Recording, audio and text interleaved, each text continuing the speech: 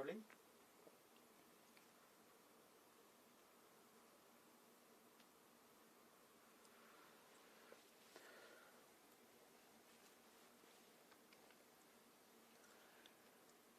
ಎಲ್ರಿಗೂ ನಮಸ್ಕಾರ. ಸ್ನೇಹಿತರೆ, ಕೊರೋನಾದಂತಹ ಮಹಾಮಾರಿಯನ್ನು ನಾವೆಲ್ಲರೂ ಎರಡನೇ ಬಾರಿಗೆ ಎದುರಿಸ್ತಾ ಇದ್ದೀವಿ.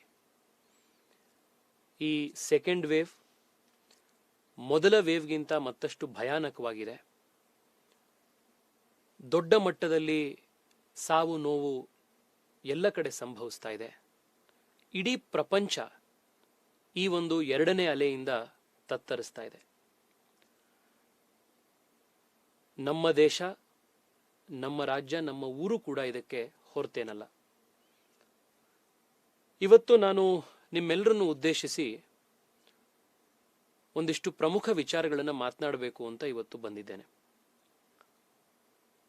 ಸ್ನೇಹಿತರೆ, ಕಳೆದ 4-5 ದಿವಸಗಳಿಂದ ಸತತವಾಗಿ ದಿನಕ್ಕೆ 3-4 ಆಸ್ಪತ್ರೆಗಳನ್ನು, ಸರ್ಕಾರಿ ಪ್ರೈವೇಟ್ ಆಸ್ಪತ್ರೆಗಳು ಎಲ್ಲ ಕಡೆ ಹೋಗ್ತಾ ಇದ್ದೀವಿ.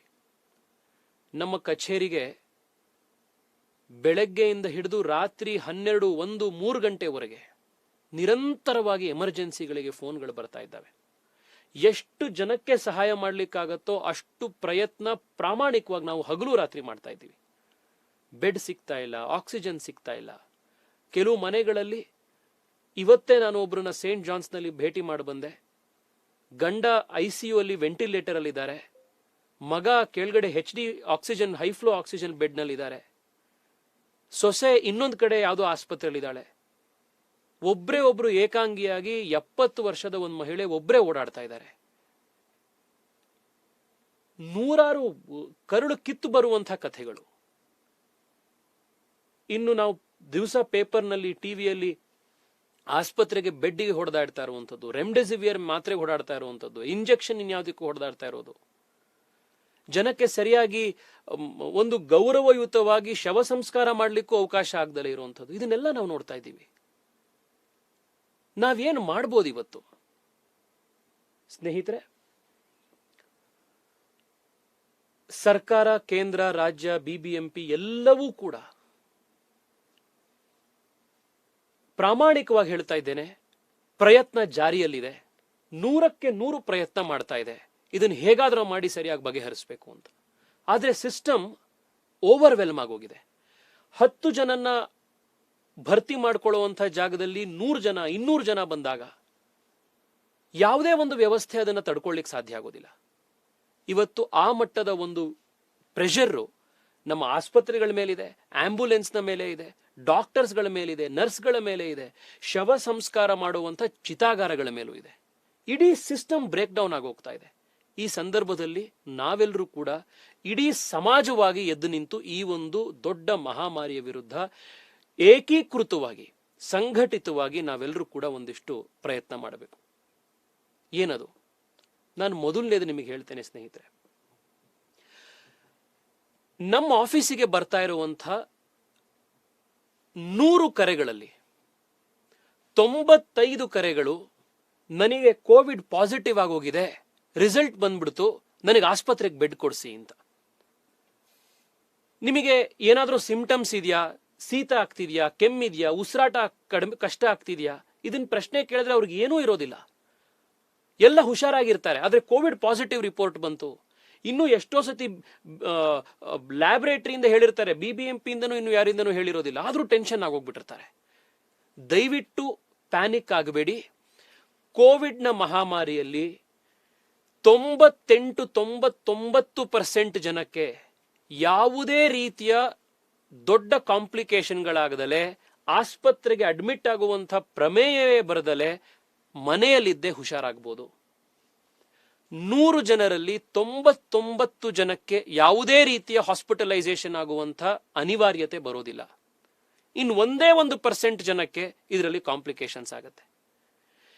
99% ಈ ಜನ ಯಾರಿದ್ದಾರೆ, ನಾವು ಮನೇಲಿರೋಣಂತೆ, ಅನ್ನೆಸೆಸರಿಯಾಗಿ ಆಸ್ಪತ್ರೆಗೆ ಅಡ್ಮಿಟ್ ಆಗೋದಿಕ್ಕೆ MLA ಹತ್ರ, ಇನ್ನೊಬ್ಬರ ಹತ್ರ, ನಮಗೆ ಪರಿಚಯದವ್ರು ಇದ್ದಾರೆ, ಆಸ್ಪತ್ರೆಯಲ್ಲಿ ಡಾಕ್ಟರ್ ಗೊತ್ತಿದ್ದಾರೆ, ಈ ರೀತಿ ಹೋಗಿ ನಾವು ಆಸ್ಪತ್ರೆಯಲ್ಲಿ ಅಡ್ಮಿಟ್ ಆದ್ರೆ ನಿಜವಾಗ್ಲೂ ಆಸ್ಪತ್ರೆಯ ಕೇರ್ ಬೇಕಾಗಿರುವಂತ ಎಷ್ಟೋ ಜನಕ್ಕೆ ಆ 1% ಯಾರಿದ್ದಾರೆ ಅವರನ್ನ ನಾವು ತೊಂದರೆಗೀಡು ಮಾಡ್ತೇವೆ, ಅವರಿಗೆ ಅವಕಾಶಗಳು ಸಿಗೋದಿಲ್ಲ. ನಾನು ನಿಮ್ಮಲ್ಲಿ ರಿಕ್ವೆಸ್ಟ್ ಮಾಡೋದಿಷ್ಟೇನೆ, ದಯವಿಟ್ಟು ಕೋವಿಡ್ ಪಾಸಿಟಿವ್ ಬಂತು ಅಂದ್ರೆ, ನಿಮಗೆ ಯಾವುದೇ ರೀತಿಯ ಸಿಂಪ್ಟಮ್ಸ್ ಇಲ್ಲ ಅಂತಂದ್ರೆ, ಅಥವಾ ನಿಮಗೆ ಒಂದು ಸಣ್ಣದಾಗಿ ನೆಗಡಿನೋ ಸಣ್ಣ ಜ್ವರ ಇದೆ ಅಂತಂದ್ರೆ, ಉಸಿರಾಡೋದಕ್ಕೆ ತೊಂದರೆ ಆಗ್ತಾ ಇಲ್ಲ ಅಂತಂದ್ರೆ, ನಿಮ್ಮ ಹತ್ರ ಇರುವಂತಹ ಒಂದು ಆಕ್ಸಿಮೀಟರ್ ನಲ್ಲಿ 90 ನಿಮ್ಗೆ ಸ್ಯಾಚುರೇಷನ್ ಇದೆ ಅಂತಂದ್ರೆ, ಅದರಲ್ಲೂ ವಿಶೇಷವಾಗಿ ನೀವು ಯಂಗ್ಸ್ಟರ್ ಇದ್ದೀರಿ ಅಂತಂದ್ರೆ, 40-50 ವರ್ಷದವ್ರು ಇದ್ದೀರಿ ಅಂತಂದ್ರೆ, do not rush to a hospital. ಆಸ್ಪತ್ರೆಗೆ ಓಡ್ ಹೋಗಿ ಭರ್ತಿ ಮಾಡ್ಕೊಳ್ಳುವಂತ ಒಂದು ಆಂಗ್ಸೈಟಿಯನ್ನು ದಯವಿಟ್ಟು ಮಾಡ್ಲಿಕ್ಕೆ ಹೋಗ್ಬೇಡಿ. ನೀವು ಹುಷಾರಾಗಿರ್ತೀರಿ. ಫೋನ್ನಲ್ಲೇನೆ ನಿಮ್ಮ ಡಾಕ್ಟರ್ ಹತ್ರ ಮಾತನಾಡಿ, ಫೋನ್ನಲ್ಲೇನೆ ನಿಮ್ಮ ಪರಿಚಯ ಇರುವಂತಹ ಡಾಕ್ಟರ್ಗಳ ಮೂಲಕ ಮಾತನಾಡಿ ಏನು ನೀವು ಪ್ರಿಕಾಷನ್ಸ್ ತಗೊಳ್ಬಹುದು, ಮನೇಲೆ ರೂಮ್ನಲ್ಲಿ ಐಸೋಲೇಷನ್ ಅಲ್ಲಿ ಇದ್ದು ಏನು ತಗೊಳ್ಬಹುದು, ಒಂದು ಡೋಲೋನೋ ಪ್ಯಾರಾಸಿಟಮಾಲೋ ಅಥವಾ ವಿಟಮಿನ್ ಸಿನೋ ಅಥವಾ ಮನೇಲಿ ಮಾಡ್ಕೊಡುವಂಥ ಕಷಾಯನೋ ಅಥವಾ ಒಂದು ಸ್ಟೀಮ್ ಇರ್ಬೋದು. ಇದ್ರ ಮೂಲಕನೇ 99% ಜನ ಗುಣಮುಖರಾಗ್ತಾರೆ.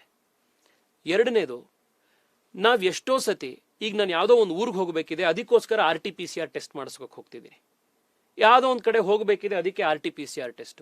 ನೀವು RT-PCR ಟೆಸ್ಟ್ ಅನ್ನ ಈ ರೀತಿ ಕಾರಣಗಳಿಗೆ, ಹೊರಗಡೆ ಹೋಗಬೇಕು ಅಂತ ಅಥವಾ ಸುಮ್ಮನೆ ನನಗೆ ಟೆನ್ಷನ್ ಆಗ್ತಾ ಇದೆ ಅದಕ್ಕೆ RT-PCR ಟೆಸ್ಟ್ ಅಂತ ನೀವು ಮಾಡಿಸ್ತಾ ಹೋದ್ರೆ, ಸಿಂಪ್ಟಮ್ಸ್ ಇಲ್ದಲೆ, ನಿಮಗೆ ಸಮಸ್ಯೆ ಇಲ್ದಲೆ, ಯಾರಿಗೆ ನಿಜವಾಗ್ಲೂ ಸಿಂಪ್ಟಮ್ಸ್ ಇದೆ ಅವ್ರು ಯಾರು ಲ್ಯಾಬೊರೇಟರಿಗೆ RT-PCR ಟೆಸ್ಟ್ ಕೊಟ್ಟಿರ್ತಾರೆ, ಅವರಿಗೆ 1 ದಿವಸ 2 ದಿವಸ ಟೆಸ್ಟ್ ರಿಪೋರ್ಟ್ ಬರಕ್ಕೆ ಯಾಕೆ ಆಗ್ತಿದೆ ಅಂತಂದ್ರೆ, ನಮ್ಮ ಲ್ಯಾಬೊರೇಟರಿಗಳು ಓವರ್ ವರ್ಕ್ಡ್ ಆಗೋಗಿದ್ದಾವೆ. ಆದ್ರಿಂದ ಅನ್ನೆಸೆಸರಿಯಾಗಿ RT-PCR ಟೆಸ್ಟ್ ಅನ್ನ ನೀವು ದಯವಿಟ್ಟು ಮಾಡಿಸ್ಲಿಕ್ಕೆ ಹೋಗಬೇಡಿ. ಮೂರನೇದು, ಎಷ್ಟೋ ಬಾರಿ ಪಾಸಿಟಿವ್ ಆಗಿರ್ತೀವಿ, ನಾವು ಮನೇಲಿರ್ತೀವಿ, ರೆಮ್ಡೆಸಿವಿಯರ್ ಮಾತ್ರೆ ಬೇಕು ನಮಗೆ, ಇನ್ಯಾವುದೋ ಒಂದು ಮಾತ್ರೆ ಬೇಕು ಅಂತ ಹೇಳಿ ನಾವು ಆ ಮಾತ್ರೆ ಹೆಂಗೆಂಗೋ ಮಾಡಿ ತಗೊಳ್ಬೇಕು ಅಂತ ಓಡಾಡಕ್ ಶುರು ಮಾಡ್ತೀವಿ. ನಮಗೆ ಅವಶ್ಯಕತೆ ಇಲ್ಲದಲೇ ಇದ್ರೂ ಕೂಡ ಈ ಮಾತ್ರೆಗಳನ್ನು ನಾವು ಕೊಂಡುಕೊಂಡು ಮನೇಲಿ ಇಟ್ಕೊಳ್ತಾ ಇರೋದ್ರಿಂದಾಗಿ ಈ ಮಾತ್ರೆಗಳಿಗೆ ಯಾರಿಗೆ ಬೇಕಾಗಿದೆಯೋ ಅವರಿಗೆ ಇದರಿಂದ ಕಷ್ಟ ಆಗ್ತಾ ಇದೆ. 4ನೇ ಅಂಶ ನಾವೆಲ್ಲರೂ ಗಮನಿಸಬೇಕಾಗಿರುವಂಥದ್ದು, ಇತ್ತೀಚೆಗೆ ಶುರುವಾಗಿರೋದು ಡಾಕ್ಟರ್ಗಳು ನಮಗೆ ಹೇಳ್ತಿರುವಂಥದ್ದು, ಯಾರಿಗೆ ಕೋವಿಡ್ ಪಾಸಿಟಿವ್ ಆಗತ್ತೆ ತಕ್ಷಣ ಒಂದು CT ಸ್ಕ್ಯಾನ್ ಮಾಡಿಸ್ಬೇಕು, ಚೆಸ್ಟ್ CT ಸ್ಕ್ಯಾನ್ ಮಾಡಿಸ್ಬೇಕು ಅಂತ ಹೋಗ್ತಾ ಇದೀವಿ. ಇದರಿಂದನೂ ಅನ್ನೆಸೆಸರಿ ಸಿಸ್ಟಮ್ ಮೇಲೆ ಬರ್ಡನ್ ಆಗ್ತಾ ಇದೆ. ನಾನು ಮತ್ತೆ ನಿಮ್ಮಲ್ಲಿ ಮನವಿ ಮಾಡಿ ಹೇಳೋದಿಷ್ಟೇನೆ, 99% of people recover on their own. They do not need any hospitalisation. ಆಸ್ಪತ್ರೆಗಳಲ್ಲಿ ಭರ್ತಿಯಾಗುವಂತ ಅನಿವಾರ್ಯತೆ ಬರೋದಿಲ್ಲ. Please do not put unnecessary burden on the health care system by rushing to a hospital if you find symptoms. Mild symptoms ಇತ್ತು, ಏನೂ symptoms ಇಲ್ಲ, positive ಬಂತು, panic ಆಗಬೇಡಿ. Teleconsultation ಮೂಲಕ ಡಾಕ್ಟರ್ಗಳ ಹತ್ರ ಮಾತನಾಡಿ. ಎರಡನೇ ವಿಷಯ, ಆಸ್ಪತ್ರೆಗಳಲ್ಲಿ ಎಷ್ಟೋ ಜನ ಇವತ್ತು ಭರ್ತಿಯಾಗಿರ್ತಾರೆ. ಇವತ್ತು ಪ್ಲಾಸ್ಮಾಗೆ ಮತ್ತೆ ಈ ರೆಮ್ಡೆಸಿವಿಯರಿಗೆ ಭಯಂಕರವಾದಂತಹ ಒಂದು ಡಿಮ್ಯಾಂಡ್ ಇದೆ. ನಿಮ್ಮೆಲ್ರಿಗೂ ಗೊತ್ತಿರಲಿ, ನಾನು ಬಹಳಷ್ಟು ಜನ ಡಾಕ್ಟರ್ಗಳನ್ನ ಮಾತನಾಡಿಸಿದ ಮೇಲೆ ಈ ವಿಚಾರವನ್ನು ನಿಮ್ಮ ಎದುರುಗಡೆ ಹೇಳ್ತಾ ಇದ್ದೇನೆ. ಏಮ್ಸ್ನ ಡಾಕ್ಟರ್ ರಂದೀಪ್ ಗುಲೇರಿಯಾ ಇಂದ ಹಿಡಿದು ನೀವು ಮಾತನಾಡಿಸುವಂತ ಯಾವುದೇ ಇಂಪಾರ್ಟೆಂಟ್ ಡಾಕ್ಟರ್ನ ನೀವು ಮಾತನಾಡಿಸಿ ಕೇಳಿ, ಅವರೆಲ್ಲರೂ ಇದನ್ನೇ ಹೇಳ್ತಾರೆ. ಅಂತಾರಾಷ್ಟ್ರೀಯ ಜರ್ನಲ್ಗಳಲ್ಲಿ, ಮೆಡಿಕಲ್ ಜರ್ನಲ್ಗಳಲ್ಲಿ, ಸಾವಿರಾರು ಜರ್ನಲ್ಗಳಲ್ಲಿ ಈ ವಿಚಾರವಾಗಿ ಬರೆದಿದ್ದಾರೆ. ರೆಮ್ಡೆಸಿವಿಯರ್ ಇಂದಾಗ್ಲಿ, ಪ್ಲಾಸ್ಮಾ ಥೆರಪಿಯಿಂದಾಗ್ಲಿ ಯಾವುದೇ ರೀತಿಯ ಉಪಯೋಗ ಕಾಣಿಸ್ತಾ ಇಲ್ಲ. ನಾವು ಅನ್ನೆಸೆಸರಿಯಾಗಿ ಪ್ಲಾಸ್ಮಾಗೆ ಅಥವಾ ರೆಮ್ಡೆಸಿವಿಯರ್ನ ಪಡ್ಕೊಳ್ಬೇಕು ಅನ್ನುವಂಥ ಒಂದು ಅನ್ನೆಸೆಸರಿ ಹೋರಾಟ ಏನಿದೆ, ಇಟ್ಸ್ ಆಕ್ಚುಲಿ ಯೂಸ್ಲೆಸ್.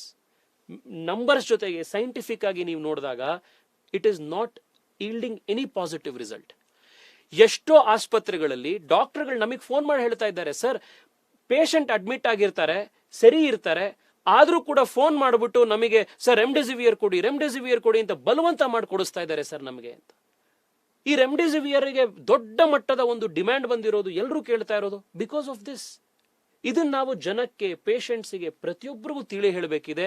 ಪ್ಲಾಸ್ಮಾ ಇಂದಾಗ್ಲಿ, ರೆಮ್ಡೆಸಿವಿಯರ್ ಇಂದಾಗ್ಲಿ, they are not life saving drugs. ಇದರಿಂದ ಏನೂ ಬಹಳ ದೊಡ್ಡ ಮಟ್ಟದ ಪಾಸಿಟಿವ್ ಪರಿಣಾಮ ಆಗತ್ತೆ ಅನ್ನೋದೇನಿಲ್ಲ. ನಾವು ಅನ್ನೆಸೆಸರಿ ಪ್ಯಾನಿಕ್ ಆಗಿ ಇದನ್ನ ಪರ್ಚೇಸ್ ಮಾಡೋದಿಕ್ಕೆ, ನಾವು ಸುಮ್ಮನೆ ತಗೊಳ್ಳೋದಿಕ್ಕೆ ಬಹಳ ದೊಡ್ಡ ಮಟ್ಟದ ದುಷ್ಪರಿಣಾಮಗಳು, ಸೈಡ್ ಎಫೆಕ್ಟ್ಸ್ ನಂತರ ಇರುತ್ತೆ. Do not over medicate. ಕೆಲವು ಆಸ್ಪತ್ರೆಗಳಲ್ಲೂ ಇವತ್ತು ತುಂಬಾ ಜನ ಡ್ರಗ್ ಅಧಿಕಾರಿಗಳು, ಸೀನಿಯರ್ ಡಾಕ್ಟರ್ಸ್ ಫೋನ್ ಮಾಡಿದ್ದು, ಸಣ್ಣ ಆಸ್ಪತ್ರೆಗಳಲ್ಲಿ ಇಷ್ಟುದ್ದ ಸಣ್ಣ ಒಂದೇ ಲೈನ್ ಪ್ರಿಸ್ಕ್ರಿಪ್ಷನ್ ಬರ್ದು ಕೊಟ್ಬಿಡ್ತಾರೆ, ರೆಮ್ಡೆಸಿವಿಯರ್ 6 vials. ರೆಮ್ಡೆಸಿವಿಯರ್ ಅನ್ನ ಕೊಡಬೇಕಾದ್ರೆ WHO ಗೈಡ್ಲೈನ್ಸ್ನ ಪ್ರಕಾರ ಮತ್ತು ಎಲ್ಲ ಸೀನಿಯರ್ ಡಾಕ್ಟರ್ಗಳು, ಪಲ್ಮನಾಲಜಿಸ್ಟ್ಗಳು, ಕ್ರಿಟಿಕಲ್ ಕೇರ್ ಇಂಟೆನ್ಸಿವಿಸ್ಟ್ ಹೇಳೋದ್ರ ಪ್ರಕಾರ ಆಕ್ಸಿಜನ್ ಥೆರಪಿ ಇದ್ದಾಗ ಮಾತ್ರ ರೆಮ್ಡೆಸಿವಿಯರ್ನ ಕೊಡಬೇಕು. ಆಕ್ಸಿಜನ್ ಇಲ್ದಲೆ ರೆಮ್ಡೆಸಿವಿಯರ್ನ ಯಾವಾಗಲೂ ಕೊಡಬಾರದು. ಎಷ್ಟೋ ಆಸ್ಪತ್ರೆಗಳಲ್ಲಿ ಆಕ್ಸಿಜನ್ ನಲ್ಲಿ ಇಲ್ದಲೇ ಇರುವಂತಹ ಪೇಷಂಟ್ಸ್ಗಳು ಹಿಂಗೆ ಇನ್ನು ಶೀತ ಕೆಮ್ಮು ಅಂತ ಅಡ್ಮಿಟ್ ಆದವ್ರಿಗೆಲ್ಲ ರೆಮ್ಡೆಸಿವಿಯರ್ ಕೊಡ್ತಾ ಇದ್ದಾರೆ. ನಾನು ಮತ್ತೊಮ್ಮೆ ನಿಮ್ಮಲ್ಲಿ ರಿಕ್ವೆಸ್ಟ್ ಮಾಡ್ತಾ ಇದ್ದೀನಿ, ಈ ಪ್ಲಾಸ್ಮಾಗೆ ಮತ್ತು ರೆಮ್ಡೆಸಿವಿಯರ್ಗೆ ಇದ್ರ ಹಿಂದೆ ಹುಚ್ಚರಾಗಿ ಬಿದ್ದು ಇದರಿಂದ ತಗೊಂಡು ಬಂದೇ ಇರೋ ಒಂದು ಮ್ಯಾಜಿಕ್ ಆಗ್ಬಿಡತ್ತೆ, ಹುಷಾರಾಗ್ಬಿಡ್ತೀವಿ ಅನ್ನುವಂಥ ಒಂದು ಕಲ್ಪನೆಗೆ ತಾವು ಈಡಾಗಬೇಡಿ. ಅದರಿಂದ ಏನೂ ಉಪಯೋಗ ಆಗೋದಿಲ್ಲ. ಅದ್ರ ಬದಲಾಗಿ ಹುಷಾರಾಗಿ ನಾವು ಸೇಫ್ಟಿಯಲ್ಲಿರೋದಕ್ಕೆ ಪ್ರಿಕಾಷನ್ಸ್ ತಗೊಳ್ಳೋದ್ರ ಕಡೆಗೆ ನಾವು ಪ್ರಯತ್ನ ಮಾಡಬೇಕು. ಬಟ್ ರೆಮ್ಡೆಸಿವಿಯರ್ ವರ್ಕ್ ಆಗ್ತಾ ಇಲ್ಲ, ಪ್ಲಾಸ್ಮಾ ವರ್ಕ್ ಆಗೋದಿಲ್ಲ ಅಂತಂದ್ರೆ ವಾಟ್ ಇಸ್ ದ ಥೆರಪಿ? ಪ್ರಪಂಚದಾದ್ಯಂತ ಕೋವಿಡ್ ನ ಟ್ರೀಟ್ಮೆಂಟ್ ಅಂತ ಇರುವಂಥದ್ದೇನೆ ಕೂಡ ಆಕ್ಸಿಜನ್ ಮೂಲಕವೇ ಟ್ರೀಟ್ಮೆಂಟ್ ಇರುವಂಥದ್ದು. ಇವತ್ತು ಎಲ್ಲ ಆಸ್ಪತ್ರೆಗಳಿಗೂ ಆಕ್ಸಿಜನ್ ವ್ಯವಸ್ಥೆಯನ್ನ ಭರಪೂರವಾಗಿ ಸರ್ಕಾರ, ವಿಶೇಷವಾಗಿ ಕರ್ನಾಟಕದಲ್ಲಿ ಬೆಂಗಳೂರಿನಲ್ಲಿ ನಮಗೆ ಸಮಸ್ಯೆ ಆಗದೇ ಇರುವಂತಹ ರೀತಿ ಸರಬರಾಜು ಮಾಡೋದಕ್ಕೆ ಪ್ರಯತ್ನ ಆಗ್ತಾ ಇದೆ. ನಿಮ್ಮ ಗಮನಕ್ಕಿರಲಿ ಅನ್ನೋದಕ್ಕೆ ಕೇವಲ 3-4 ದಿನಗಳ ಹಿಂದೆ ನಾನು JSW ಜಿಂದಾಲ್ ಸ್ಟೀಲ್ ವರ್ಕ್ಸ್ನ ಹೆಡ್ ಆಗಿರುವಂಥ, ಮುಖ್ಯಸ್ಥರಾಗಿರುವಂಥ ಸಜ್ಜನ್ ಜಿಂದಾಲ್ ಅವರ ಹತ್ರ ಮಾತನಾಡಿ, ನನ್ನ ಊರು ಬೆಂಗಳೂರಿಗೆ ವಿಶೇಷವಾಗಿ ಯಾವ ಆಸ್ಪತ್ರೆಯಲ್ಲೂ ಕೊರತೆ ಆಗಬಾರ್ದು ಆಕ್ಸಿಜನ್ ಅನ್ನುವಂಥ ಕಾರಣಕ್ಕೆ 40 ಮೆಟ್ರಿಕ್ ಟನ್ಗಳ ಆಕ್ಸಿಜನ್ ಅನ್ನ ನಾವು ತರಿಸ್ಕೊಟ್ಟಿದ್ದೀವಿ. ಇವತ್ತು ಬೆಂಗಳೂರಿನ ಎಲ್ಲ ಆಸ್ಪತ್ರೆಗಳಿಗೂ ಆಕ್ಸಿಜನ್ ಸೌಲಭ್ಯ ಸಿಗ್ತಾ ಇದೆ. ಜಾಸ್ತಿ ಮಾಡಬೇಕಿದೆ, ಅದ್ರ ಕಡೆಗೆ ನಾವೆಲ್ಲರೂ ಪ್ರಯತ್ನ ಮಾಡ್ತಾ ಇದ್ದೀವಿ. ರಾತ್ರಿ 12 ಗಂಟೆಗೆ ಎಷ್ಟೋ ಆಸ್ಪತ್ರೆಗಳು ನಮ್ಮ ಕಚೇರಿಗೆ ನನಗೆ ಫೋನ್ ಮಾಡಿದ್ದಾರೆ, 2 ಗಂಟೆ 3 ಗಂಟೆ ಆಕ್ಸಿಜನ್ ಅಷ್ಟು ಬಾಕಿ ಇದೆ ತರಿಸ್ಕೊಡಿ ಅಂತ. ರಾತ್ರಿ 12 ಗಂಟೆಗೆ ಅವ್ರು ಫೋನ್ ಮಾಡಿದ್ರೆ 2:30-3 ಗಂಟೆಗೆ ಖುದ್ದು ನಮ್ಮ ಆಫೀಸ್ ಸ್ಟಾಫ್ ಹೋಗಿ ಅದನ್ನ ಎನ್ಶೂರ್ ಮಾಡಿ ಆಕ್ಸಿಜನ್ ಸಪ್ಲೈ ಮಾಡಿಸಿದ್ದಾರೆ. ನಾವು ವಿ ಆರ್ ವರ್ಕಿಂಗ್ 24/7. ಆದರೆ ನಾನು ನಿಮ್ಮಲ್ಲಿ ರಿಕ್ವೆಸ್ಟ್ ಮಾಡುವಂಥದ್ದು ಇಷ್ಟೇನೆ, ಈ ಆಕ್ಸಿಜನ್ ನಿಮ್ಮೆಲ್ರಿಗೂ ಯಾವಾಗ ಕೊಡ್ತಾರೆ, ನೀವು HDU ಬೆಡ್ ಇರ್ಬೋದು, ಅಥವಾ ನೀವು ವೆಂಟಿಲೇಟರ್ ಬೆಡ್ ಇರ್ಬೋದು, ಅಥವಾ ನೀವು ಮನೆಯಲ್ಲೇ ಇಟ್ಕೊಂಡಿರುವಂತಹ ಕೆಲವರು ಎಷ್ಟೋ ಜನ ಇಟ್ಕೊಂಡಿದ್ದಾರೆ ಆಕ್ಸಿಜನ್ ಕಾನ್ಸಂಟ್ರೇಟರ್ಸ್ ಇರ್ಬೋದು. ಇದ್ರ ಮೂಲಕ ಮಾತ್ರ ಇದಕ್ಕೆ ಒಂದು ರೀತಿಯ ಒಂದು ಟ್ರೀಟ್ಮೆಂಟ್ ಸಿಗತ್ತಷ್ಟೇನೆ. ಅದನ್ನ ಮೀರಿ ಆಸ್ಪತ್ರೆಗಳಲ್ಲಿ ಕೊಡುವಂತಹ ಸ್ಟೆರಾಯ್ಡ್ಸ್ ಇರ್ಬೋದು, ಬ್ಲಡ್ ಥಿನ್ನರ್ಸ್ ಇರ್ಬೋದು, ಅವೆಲ್ಲವೂ ಕೂಡ ಡಾಕ್ಟರ್ಸ್ಗಳು ಕ್ಲಿನಿಕಲ್ ಟ್ರೀಟ್ಮೆಂಟ್ ಅಲ್ಲಿ ಮಾಡ್ತಾರೆ ಹೊರತು ಇನ್ಯಾವುದೇ ಒಂದು ಮ್ಯಾಜಿಕ್ ಡ್ರಗ್ ಈ ಕೊರೋನಾ ವೈರಸ್ನ ತಡೆಗಟ್ಟಲಿಕ್ಕಿಲ್ಲ. ಈ ಒಂದು ಕ್ಲಾರಿಟಿ ನಮ್ಮೆಲ್ಲರಲ್ಲೂ ಬರುವಂಥದ್ದು ಮುಖ್ಯ. ಇದು ಯಾಕೆ ಮುಖ್ಯ, ಯಾಕೆ ಇಷ್ಟೊತ್ತೆಲ್ಲ ನಾನು ಹೇಳಿದೆ ಅಂತಂದ್ರೆ ಸ್ನೇಹಿತರೆ, ನಾವೇನು ಮಾಡ್ಬೇಕು ಇವಾಗ? ನಾವು ಮಾಡಬೇಕಾಗಿರುವಂಥದ್ದು ಒಂದೇ ಒಂದು, ಕೊರೋನಾವನ್ನ ನಾವು ಬರೆಸ್ಕೊಳ್ಬಾರ್ದಷ್ಟೇನೆ. ಕೋವಿಡ್ನ ನಾವು ಬರೆಸ್ಕೊಳ್ಳಿಲ್ಲ ಅಂತಂದ್ರೆ ನಾವು ಸರಿಗಿರ್ತೀವಿ. ಹೇಗೆ ಬರೆಸ್ಕೊಳ್ದಲೇ ಇರುವಂಥದ್ದು? ಮೊದಲನೇದು, ಆದಷ್ಟು ತಾವು ಮನೆಯಲ್ಲಿರಿ.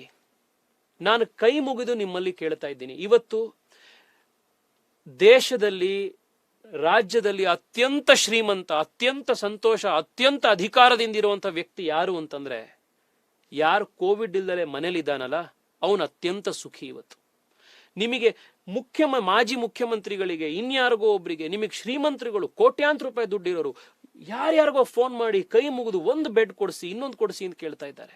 ಅಂಗ್ಲಾಚ್ ಬೇಡ್ಕೊಳ್ತಾರೆ. ಯಾಕೆ ಅಂತಂದ್ರೆ ಇವತ್ತು ಪರಿಸ್ಥಿತಿ ಎಷ್ಟು ಓವರ್ವೆಲ್ಮ್ ಆಗೋಗಿದೆ ಇಡೀ ಸಿಸ್ಟಮ್. ಅಂದ್ರೆ ಯಾರಿಗೂ ಕೂಡ ಬೆಡ್ ಸಿಗ್ದಲೇ ಇರುವಂತಹ ಪರಿಸ್ಥಿತಿ ಇದೆ. ನೀವು ಆ ರೀತಿ ಪರಿಸ್ಥಿತಿಗೆ ನಾವು ಬರಬಾರದು ಅಂತಂದ್ರೆ ದಯವಿಟ್ಟು ಕೈ ಮುಗಿದು ಕೇಳ್ಕೊಳ್ತೇನೆ, ಮನೆಯಲ್ಲಿರಿ. ಹೊರಗಡೆ ಬಂದಾಗ ದಯವಿಟ್ಟು ಮಾಸ್ಕ್ ಹಾಕೊಂಡಿರಿ. ಮಾಸ್ಕ್ ನಾವ್ ಎಷ್ಟೋ ಸತಿ, ನನ್ನನ್ನು ಸೇರ್ಕೊಂಡು ನಾನು ಹೇಳ್ತಿದ್ದೀನಿ, ಬಹಳ ಲ್ಯಾಕ್ಸ್ ಆಗಿ ತಗೊಂಡಿರ್ತಿದ್ವಿ ಸ್ವಲ್ಪ ದಿವಸಗಳ ಹಿಂದೆ.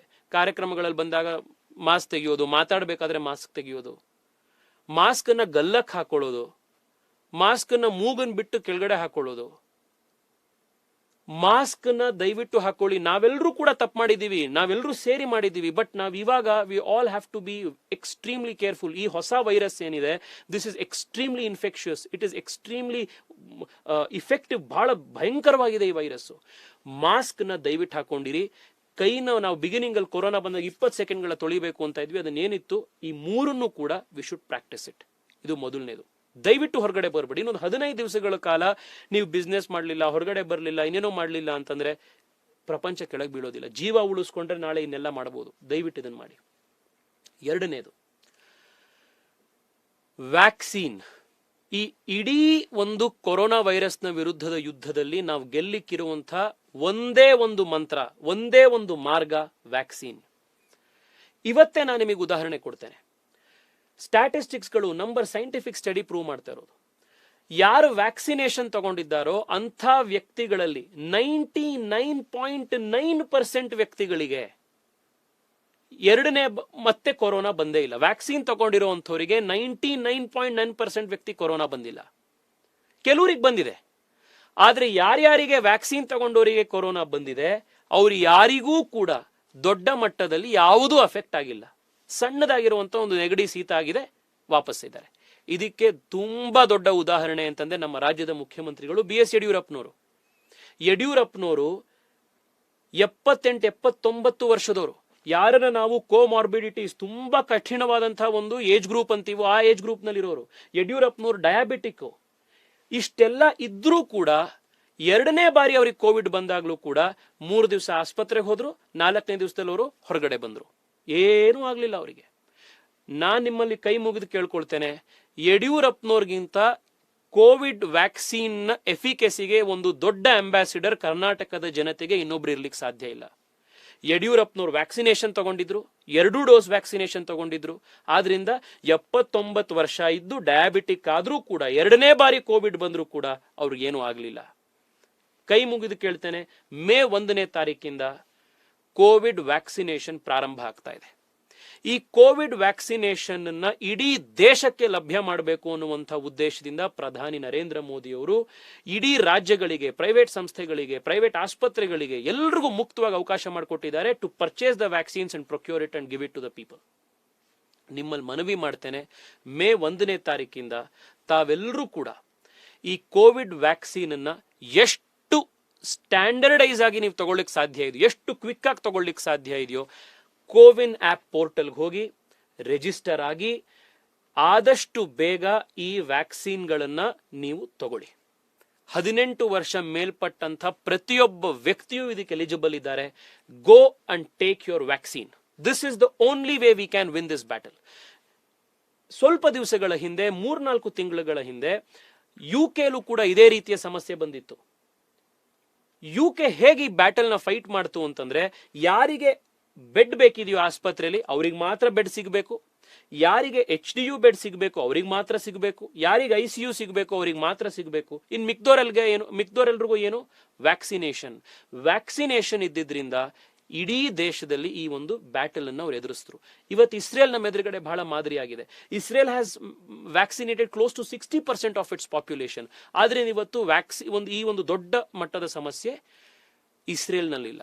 ಒಂದು ಬಹಳ ಸಂತೋಷದ ಸಂಗತಿ ಅಂತಂದ್ರೆ ಸ್ನೇಹಿತರೆ, ಈ ಒಂದು ಯುದ್ಧವನ್ನು ನಾವು ಗೆಲ್ಲೋರಿದ್ದೇವೆ. ಒಟ್ಟಿಗೆ ಸೇರಿದ್ರೆ, ಜಾಗರೂಕತೆಯಿಂದ ನಾವೆಲ್ಲರೂ ಇದ್ರೆ, ವ್ಯಾಕ್ಸಿನ್ ಅನ್ನ ಆದಷ್ಟು ಬೇಗ ನಾವು ತೆಗೆದುಕೊಂಡ್ರೆ ಈ ಯುದ್ಧವನ್ನು ನಾವು ಗೆಲ್ತೀವಿ. ಈ ಕೊರೋನಾ ವಿರುದ್ಧ ಹೋದ ವರ್ಷಕ್ಕೂ ಈ ವರ್ಷಕ್ಕೂ ನಾವು ಬಹಳ ದೊಡ್ಡ ಒಂದು ಸಾಧನೆಯನ್ನ ಮಾಡಿದ್ದೀವಿ. ತುಂಬಾ ಜನ ಹೇಳ್ತಾ ಇದ್ದಾರೆ, ಏನ್ ಮಾಡ್ತು ಸರ್ಕಾರ ಆಗಿಂದ ಈಗಿಂದ. ಸ್ನೇಹಿತರೆ, ಒಂದು ಸಣ್ಣ ಉದಾಹರಣೆ ಕೊಡ್ತೀನಿ, ಕರ್ನಾಟಕದ ಉದಾಹರಣೆ.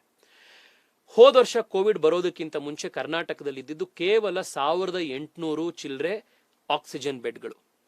ಇವತ್ತು ಕರ್ನಾಟಕದಲ್ಲಿ ಹೆಚ್ಚು ಕಡಿಮೆ 19,000 ಆಕ್ಸಿಜನ್ ಬೆಡ್ಗಳಿದೆ.